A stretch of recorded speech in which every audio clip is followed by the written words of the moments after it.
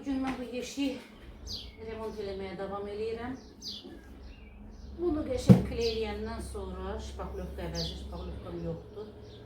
Qəşəng kleyləyəndən sonra indi bütün derməli işlər tutulub.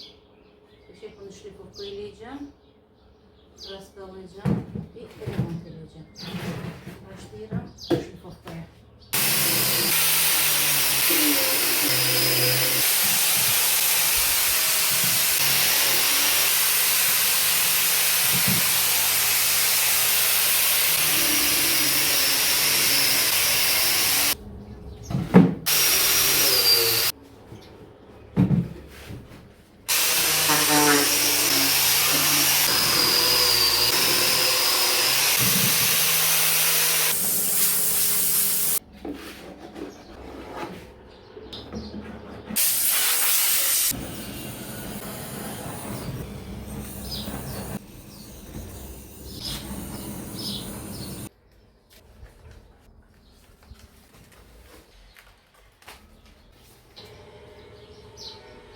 Bu yeşilin içini belə qurğuşundan yapışdırdım. Bütün dermə deşiklər tutuldu.